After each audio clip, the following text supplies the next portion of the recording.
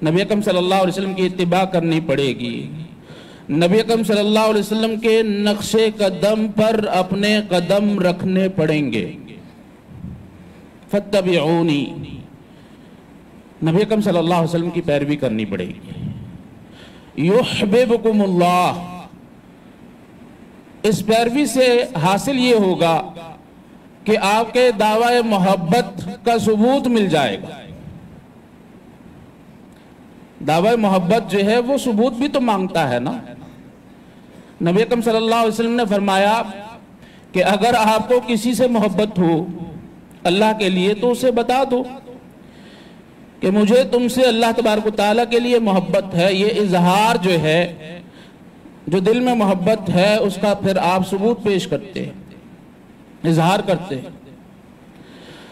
तो अल्लाह तबारक व तआला से मोहब्बत का इजहार ये है कि नबी अकरम सल्लल्लाहु अलैहि वसल्लम की पैरवी की जाए।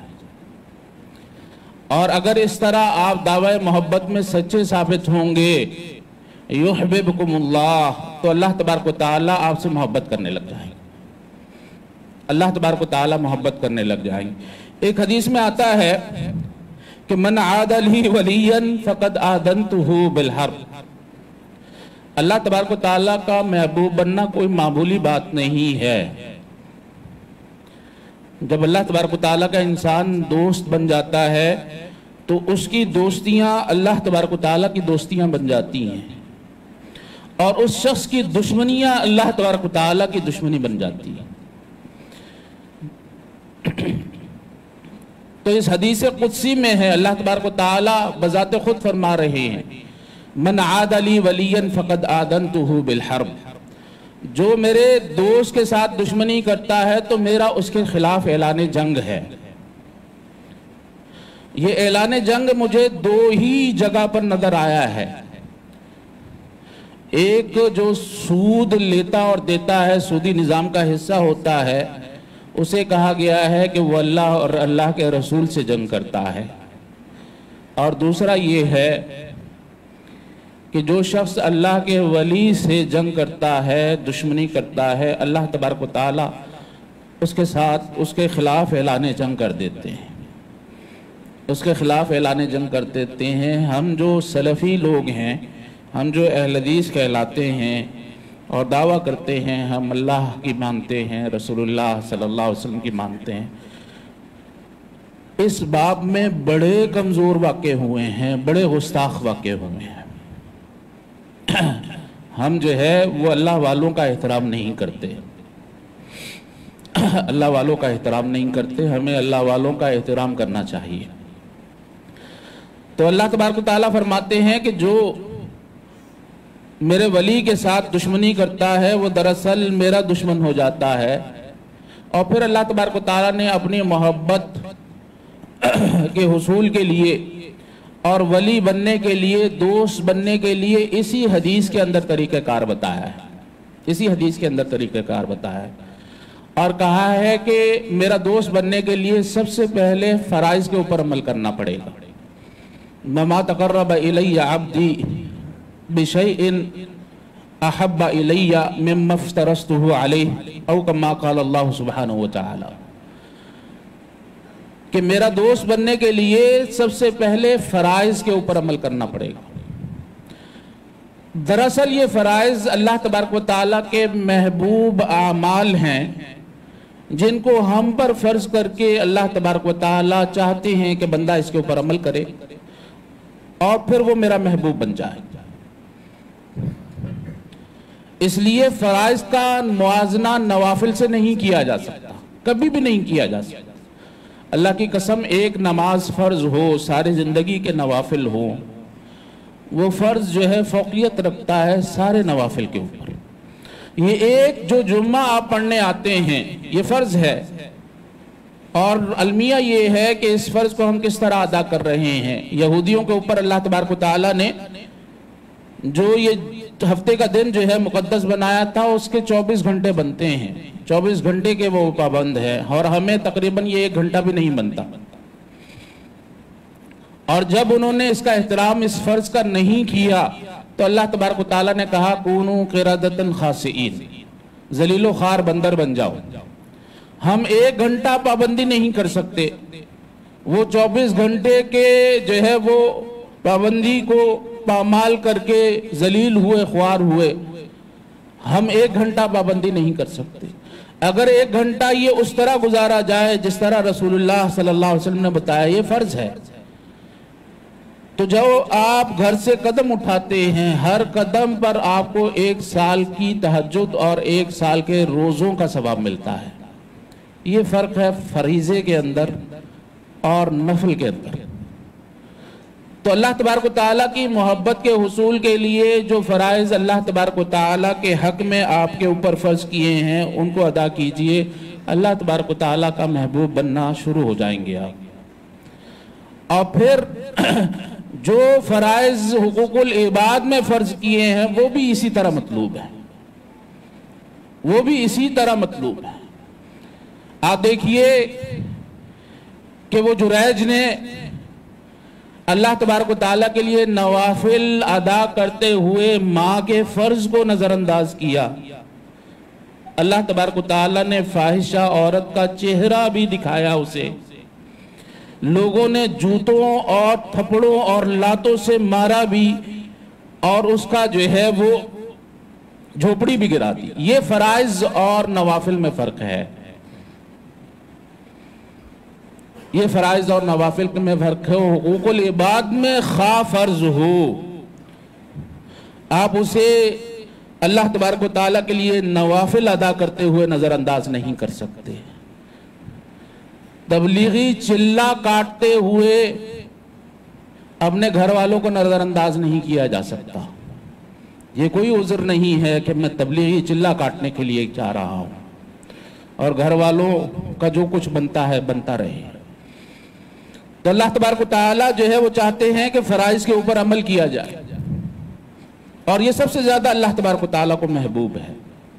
اور پھر فرائض کے بعد انسان نوافل کے اوپر جو ہے وہ عمل کرتا ہے یہاں تک کہ اللہ تبارک و تعالیٰ کا محبوب بن جاتا ہے۔ اور ان نوافل کے اندر بھی اللہ تبارک و تعالیٰ نے مختلف مواقع رکھے ہیں۔ یہ جو دور گزر رہا ہے یہ نوافل ادا کرنے کا سب سے بہترین دور ہے، سب سے بہترین دور ہے۔ ما من اعمال احب الی اللہ تعالی، جو بھی جو ہے وہ آپ عمل کرتے ہیں ان 10 دنوں کو علاوہ پورے سال کے کسی بھی حصے میں، تو اللہ تبارک و تعالیٰ کو جو ان ایام میں عمل کیا جاتا ہے وہ اللہ تبارک و تعالیٰ کو زیادہ محبوب ہے، اللہ تبارک و تعالیٰ کو زیادہ محبوب ہے۔ کہا وَلَا الْجِهَادُ فِي سَبِيلِ اللَّهِ، کہا جہاد بھی نہیں اگر اللہ تبارک و تعالیٰ کے راستے میں کیا جائے۔ جہاد اسلام کی کوہان ہے، سب سے اونچا مقام ہے۔ اگر جہاد کا تصور نہیں ہے آپ کے ذہن میں تو آپ منافق ہیں۔ میں منافق ہوں اگر مجھے مرنے کا جو ہے وہ شوق نہیں ہے اللہ تبارک و تعالیٰ کے راستے میں، اور اگر جہاد کا جذبہ ہے تو میں بھی ایمان والا ہوں۔ یہ اس قدر بڑی بات ہے۔ کہا وَلَا الْجِهَادُ فِي سَبِيلِ اللَّهِ، نبی اکرم صلی اللہ علیہ وسلم جہاد کا بھی یہ مقام نہیں ہے، کہا وَلَا الْجِهَادُ فِي سَبِيلِ اللَّهِ، کہا جہاد کرنا بھی اللہ کے راستے میں دوسرے ایام میں ان ایام کے اعمال کو نہیں پہنچ سکتا، الا مگر وہ شخص جو اپنا مال لے کر نکلا ہو، اپنی جان لے کر نکلا ہو، نہ مال واپس آئے نہ جان واپس آئے۔ حدیث میں آتا ہے سب سے افضل شہید وہ ہے جو گھوڑے پر سوار ہوتا ہے اللہ تبارک و تعالیٰ کے راستے میں، نہ گھوڑا رہتا ہے نہ وہ شخص رہتا ہے، اللہ تبارک و تعالیٰ اس کے مال کو بھی قبول کر لیتا ہے، اللہ تبارک و تعالیٰ اس کی جان کو بھی قبول کر لیتے ہیں۔ تو نوافل پر عمل کیجئے ان ایام میں، نماز وقت پر ادا کیجئے۔ اللہ تبارک و تعالیٰ کو نماز وقت پر ادا کرنا بڑا محبوب ہے۔ والدین کے ساتھ جو ہے نیکی زیادہ کیجئے ان ایام میں، اللہ تبارک و تعالیٰ کو والدین کے ساتھ نیکی کرنا بڑا محبوب ہے۔ جو نبی اکرم صلی اللہ علیہ وسلم اپنے قیمتی وقت کو قیمتی بنانے کے لیے، رمضان مثال ہے، بڑا قیمتی وقت ہے نا، نبی اکرم صلی اللہ علیہ وسلم اس کو قیمتی بنانے کے لیے کیا کیا کرتے تھے؟ قرآن مجید کی تلاوت کیا کرتے تھے، نبی اکرم صلی اللہ علیہ وسلم اللہ تبارک و تعالیٰ کے راستے میں خرچ کیا کرتے تھے، نبی اکرم صلی اللہ علیہ وسلم تہجد کا اہتمام کیا کرتے تھے۔ تہجد کا تو ویسے ساری زندگی اہتمام کیا ہے، لیکن یہاں پر تراویح کا اپنا اعتبار ہے۔ نبی اکرم صلی اللہ علیہ وسلم ذکر و اذکار کیا کرتے تھے، نبی اکرم صلی اللہ علیہ وسلم استغفار کیا کرتے تھے۔ تو یہ سارے کام ان ایام میں کیے جا سکتے ہیں، روزہ، اور یہ وہ خوبصورت دن ہیں جہاں پر ساری ہی نیکیاں جمع ہو سکتی ہیں، اور کوئی ایسے ایام نہیں ہیں جہاں پر آپ ساری نیکیاں جمع کر سکیں۔ حج جو ہے اس کا ٹائم ہے مخصوص، اور وہ یہی انہی ایام میں ہے۔ قربانی کا ٹائم مخصوص ہے، وہ انہی ایام میں ہے۔ باقی آپ روزے بھی رکھ سکتے ہیں ان ایام میں، اور بھی عبادتیں ساری کی ساری ہو سکتی ہے، لیکن رمضان میں حج نہیں کیا جا سکتا، رمضان میں قربانی نہیں کی جا سکتی۔ اس لیے ان ایام کو خوبصورت ترین ایام کہا گیا ہے۔ اور پھر آپ دیکھیے کہ اس میں وہ حاجیوں کے ساتھ ہماری نسبتیں بن رہی ہیں۔ یہ جو ناخن نہ کاٹنا، بال نہ کاٹنا، یہ حاجیوں کے ساتھ دراصل ایک نسبت ہے، اور ان نسبتوں کا بھی بڑا اعتبار ہے اللہ تبارک و تعالیٰ کے ہاں۔ شروع میں ذکر کیا جا چکا ہے کہ اللہ والوں سے محبت بھی دراصل اللہ تبارک و تعالیٰ کی محبت کا باعث بنتا ہے، ان کے ساتھ نسبت بھی دراصل اللہ تبارک و تعالیٰ کے ساتھ نسبت کا باعث بنتی ہے۔ اور پھر آپ دیکھیے ادھر صدائیں لگ رہی ہیں، لبیک اللہم لبیک لبیک لا شریک لک لبیک۔ یہاں پر ہمیں صدائیں لگانے کا یہ حکم دیا ہے کہ اللہ اکبر لا الہ الا اللہ واللہ اکبر وللہ الحمد۔ اور اللہ تبارک و تعالیٰ کے ذکر سے بڑی عبادت کوئی ہے ہی نہیں، وَلَذِكْرُ اللَّهِ أَكْبَرُ۔ ان ایام میں اسی عبادت کے اوپر زور دینے کا حکم دیا ہے۔ اللہ تبارک و تعالیٰ سے دعا ہے کہ اللہ تبارک و تعالیٰ ہمیں وقت کو صحیح استعمال کرنے کی توفیق عطا فرمائے۔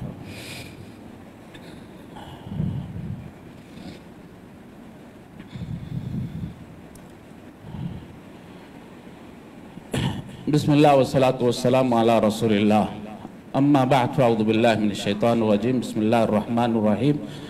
قال تعالی ازہد فی الدنیا یحبک اللہ وازہد فیما عند الناس یحبک الناس۔ ایک شخص نبی اکرم صلی اللہ علیہ وسلم کے پاس آیا اور کہنے لگا، نبی اکرم صلی اللہ علیہ وسلم مجھے اللہ کی بھی محبت چاہیے، لوگوں کی بھی محبت چاہیے، اور آپ کو معلوم ہے کہ آپ اللہ کو راضی کرنے لگیں تو لوگ ناراض ہو جاتے ہیں، لوگوں کو راضی کرنے لگیں تو اللہ تبارک و تعالیٰ ناراض ہو جاتے ہیں۔ قرآن مجید میں مضمون موجود ہے، قرآن مجید میں مضمون موجود ہے کہ انما اموالکم و اولادکم فتنہ۔ ہاں جی، مال اور اولاد وہ فتنہ ہے، یعنی اولاد کو راضی کرتے کرتے اللہ تبارک و تعالیٰ کو ناراض نہیں کرنا چاہیے۔ یہ دراصل پیغام دیا جا رہا ہے اس میں کہ اللہ کو راضی کرتے کرتے، اولاد کو راضی کرتے کرتے اللہ کو نہ ناراض کرو۔ اگر ایسا کرو گے تو یہ اولاد وہ آپ کے لیے باعث سے کوئی فائدہ نہیں ہے، نقصان کا باعث بنے گی یہ اولاد۔ اور بلکہ ایک جگہ آتا ہے کہ اللہ تبارک و تعالیٰ اس اولاد کو اور اس مال کو باعث عذاب بنا دیتے ہیں۔ سورہ توبہ میں 2 دفعہ یہ مضمون ہے۔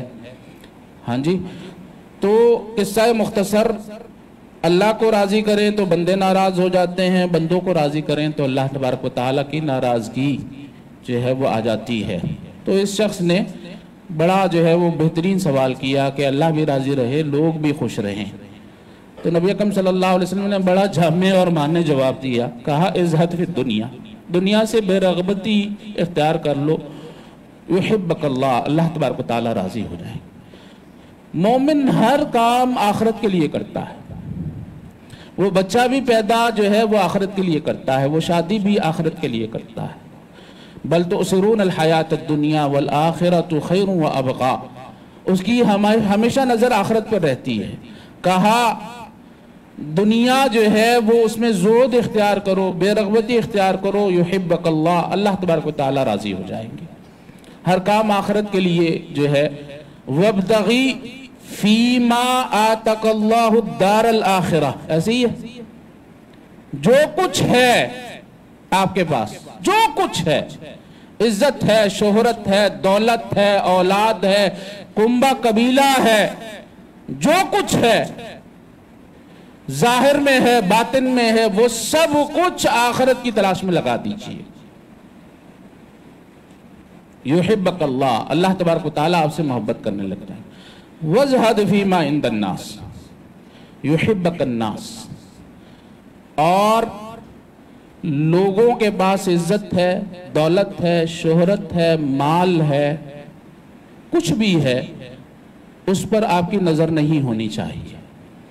اللہ کی قسم، وہ ماں باپ جو اولاد مستقبل کو سنوارنے کے لیے پیدا کرتے ہیں، وہ اولاد بھی اپنے ماں باپ سے، مطلبی ماں باپ سے محبت نہیں کرتی۔ تو لوگوں سے بھی تعلق اور لوگوں کے ساتھ بھی جو آپ نے ملنا ملانا ہے وہ بغیر مطلب کے ہونا چاہیے، اور للہ ہو تو کتنی ہی اچھی بات ہے۔ جب لوگوں کو یہ پتا چلے گا کہ اس کی نظر میری دولت پر نہیں ہے، میری عزت پر نہیں ہے، میری شہرت پر نہیں ہے، تو لوگ بھی آپ سے محبت کرنے لگ جائیں گے۔ والد صاحب کو جو ہے یہ دارالسلام کے جو ذمہ دار ہیں مجاہد صاحب، انہوں نے کہا کہ ظفر اللہ صاحب آپ آتے ہیں، میرے کاروبار کو پھلتا پھولتا دیکھتے ہیں، مجھے بڑی جو ہے وہ جب آپ میری حوصلہ افزائی کرتے ہیں مجھے بڑی خوشی ہوتی ہے، اور مجھے یہ محسوس ہوتا ہے کہ آپ میری حوصلہ افزائی اور یہ جو آپ کا جو ہے خوش ہونا ہے یہ مصنوعی نہیں ہے، آپ دل سے خوش ہوتے ہیں۔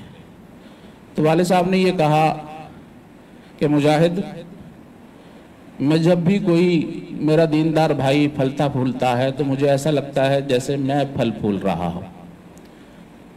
کیا نبی اکرم صلی اللہ علیہ وسلم کے بارے میں یہ بات نہیں ہے کہ عزیز علیہ ما عنتم؟